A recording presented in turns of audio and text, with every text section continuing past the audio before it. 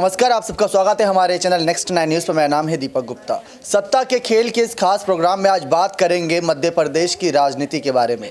ज्योतिरादित्य सिंधिया की बगावत चर्चाओं में थी, है और आगे भी रहेगी, क्योंकि एक बागी नेता के तौर पर अब ज्योतिरादित्य सिंधिया जाने जाते हैं और बीजेपी के साथ जितने भी अभी तक बागी विधायक, बागी नेता समर्थन में आए, बीजेपी ने दिल खोल कर उनको पद देते नजर आए। चाहे महाराष्ट्र से एकनाथ शिंदे की बात कर लें, ऐसे तमाम राज्य रहे जहाँ पर बड़े बड़े पद देते नजर आए। हार्दिक पटेल गुजरात से एक अच्छा उदाहरण है। लेकिन यहां पर अगर मध्य प्रदेश में बात करें, ज्योतिरादित्य सिंधिया को उड्डयन मंत्री बनाया गया, कैबिनेट में जगह दी गई। इतनी कम उम्र में वो कैबिनेट में नजर आते, अपनी बात रखते नजर आते हैं, तो ये उनके लिए बहुत बड़ी बात है। लेकिन बात आती है मध्य प्रदेश की सियासी राजनीति से उन्होंने शुरुआत करी थी और वो जनता की सेवा के लिए कोई काम करना चाहते हैं। पिछली कुछ खास रिपोर्ट के माध्यम से आपको हमारे तमाम सहयोगियों ने बताया होगा कि वो हमेशा से भ्रष्टाचार को बढ़ावा देते नजर नहीं आए। पैसे की कमी उनके पास है नहीं और उनको चाहिए तो जन सेवा करने के लिए कोई बड़ा पद।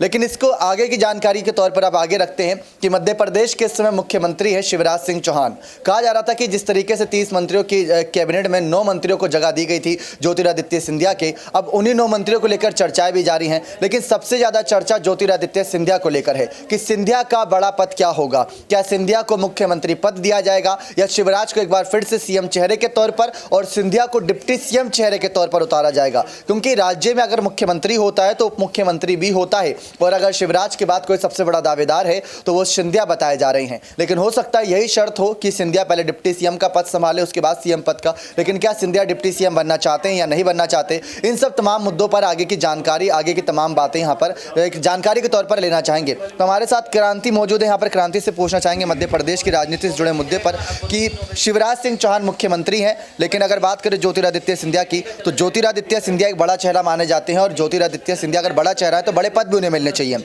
लेकिन कैबिनेट में जगह दी गई और मंत्रिमंडल में इनके मंत्रियों को जगह दी गई। लेकिन आपको क्या लगता है कि शिवराज के साथ इनको क्या डिप्टी सीएम के पद आगे के लिए बढ़ाना चाहिए? देखिए, डिप्टी सीएम के लिए छोड़िए, यहाँ पर सीएम पद के लिए भी उनको लेकर के जो है मांग उठती रही है। लेकिन यहाँ पर ना सीएम ना डिप्टी सीएम उनको बनाने की कोशिश हो रही है, क्योंकि देखिए यहाँ पर अगर उन्हें पता है कि अभी जब वो उड्डयन मंत्री है उसके बाद भी वो इतने सारे बातें कहे जाते हैं और बोल जाते कि मुझे, और दावे भी करते रहते, साथ ही अपने बेटे को भी वो आगे लेकर के आ चुके अब तो कई हद तक। तो यहाँ पर हर कोई जो है वो कहीं ना कहीं सिंधिया से डर रहा है, चाहे भाजपा में मोदी शाह की बात कर लीजिए या फिर किसी और नेता की, क्योंकि वो लोग नहीं चाहते कि सिंधिया जो है वो अपना एकला दम जो है वो पूरे मध्य प्रदेश पर डाल दे। और वही एक वजह है कि उनको जो है पीछे रखने की कोशिश होती है। उनको बोला तो जाता है कि आप हमारे लिए बहुत इंपॉर्टेंट हो, लेकिन उनको कभी बड़ी जिम्मेदारी दे करके ये चीज़ जो है बताया नहीं जाता, जताया भी नहीं जा रहा है। तो कहीं ना कहीं सिंधिया के लिए जो है ये बहुत मुश्किल है कि वो डिप्टी सीएम बनेंगे भाजपा की सरकार में या फिर मुख्यमंत्री बनेंगे। हालांकि उनकी तरफ से कोशिश पूरी है, लेकिन वो बनेंगे या नहीं बनेंगे अभी तो उन्हीं लोगों के हाथ में है। जी, बहुत बहुत शुक्रिया जानकारी देने के लिए।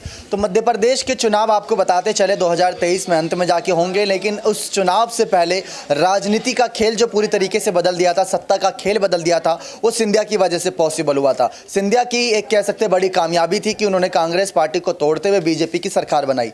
राजस्थान से पायलट ने भी कुछ ऐसी कोशिश करी थी, लेकिन पायलट इस उम्मीदों पर खरे नहीं उतरे थे।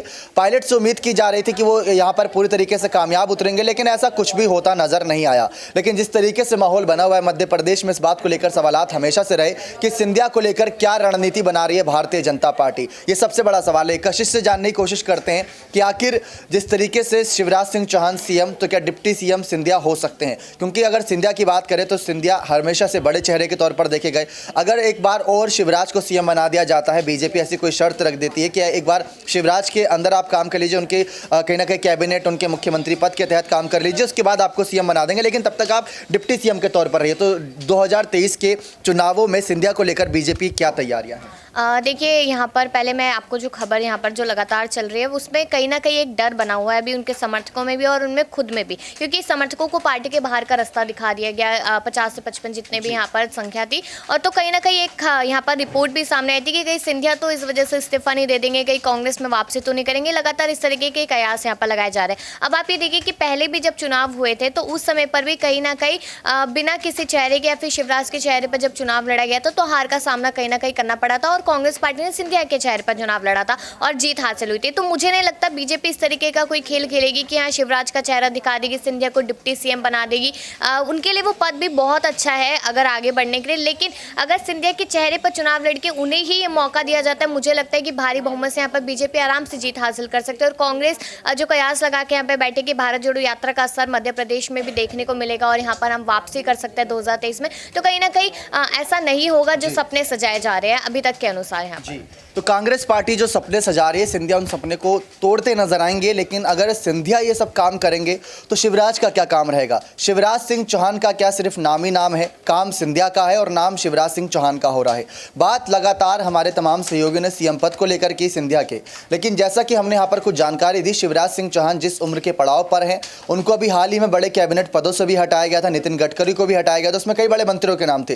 तो शिवराज को सिर्फ सीएम पद तक ही सीमित रखा है और इसके आगे की जिम्मेदारी उन्हें मिलती है या नहीं मिलती है, क्योंकि बीजेपी के कुछ नियम भी हैं। उम्र के साथ इस पद पर रहना चाहिए या फिर पद के साथ साथ युवाओं को तैयार करना चाहिए। तो शिवराज क्या सिंधिया की जगह यहाँ पर अपने बड़े फैसले लेंगे? एक बहुत बड़ा सवाल। एक आखिरी यहाँ पर सवाल लेना चाहेंगे प्रांशी से कि इस मामले पर उनका क्या कहना है। आज जो हमारा सत्ता का खेल का खास प्रोग्राम है वो डिप्टी सीएम पद को लेकर है। सिंधिया के सीएम पद को लेकर हमने चर्चा करी न्यूज़ रूम में कई बार, उस पर अच्छा रिस्पॉन्स दर्शकों ने दिया। लेकिन जैसा कि बात हो रही है, शिवराज जैसे भूपेंद्र पटेल को एक बार फिर से आखिरी मौका दिया गया गुजरात में, तो क्या यहाँ पर शिवराज को आखिरी मौका देकर सिंधिया को और उनके समर्थकों को थोड़ा सा लुभाने के लिए डिप्टी सीएम पद का ऑफर दिया जा सकता है उन्हें? जाहिर सी बात है दीपक, अगर यहाँ पर शिवराज सिंह चौहान को एक बार फिर से आगे किया जा सकता है, जैसा कि यहाँ पर उम्मीदें ये जताई जा रही हैं कि बीडी शर्मा भी लाइन में है, नरेंद्र सिंह तोमर हैं और नरोत्तम मिश्रा हैं, तो यहाँ पर 3 ऐसे बड़े बड़े नाम हैं जो कहीं ना कहीं उनके लिए चुनौती बने हुए हैं। अगर इन तीनों में से ही किसी एक को यहाँ पर आगे किया जाता है तो जाहिर सी बात है सिंधिया को डिप्टी सीएम का पद मिल सकता है और वह इस पद के काबिल भी हैं। यदि यहाँ पर अगर सिंधिया के लिए हमने जो अपने बीते पिछले लाइव सेशन में देखा, हमने यही देखा था कि लोगों ने यहाँ पर खुलकर स्वागत किया था कि अगर वह सीएम पद पर आते हैं तो लोग काफ़ी खुशी जाहिर करते हुए नजर आए।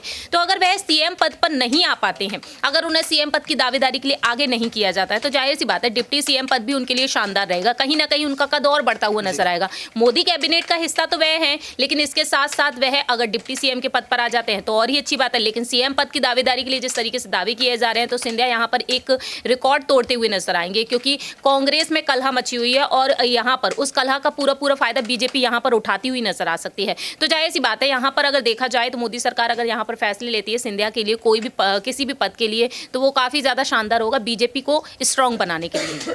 बीजेपी को आंतरिक तौर पर मजबूती देगी सिंधिया की दावेदारी किसी बड़े पद को लेकर। तो ये तमाम सहयोगियों की राय थी सिंधिया के मामले को लेकर। लेकिन आपकी क्या राय है कि बीजेपी को ऐसे कौन से बड़े पद हैं जो सिंधिया को देने चाहिए? अपनी राय खुलकर रखिएगा कमेंट सेक्शन में। मिलते हैं एक और खास प्रोग्राम में सत्ता है खेल के किसी बड़ी हस्ती, किसी बड़े पॉलिटिशियन के चेहरे पर कि उनको कौन सा पद दिया जाए, क्या जिम्मेदारियां दिया जाए या फिर पार्टियों को लेकर उनकी क्या राय रहनी चाहिए। बहुत बहुत धन्यवाद।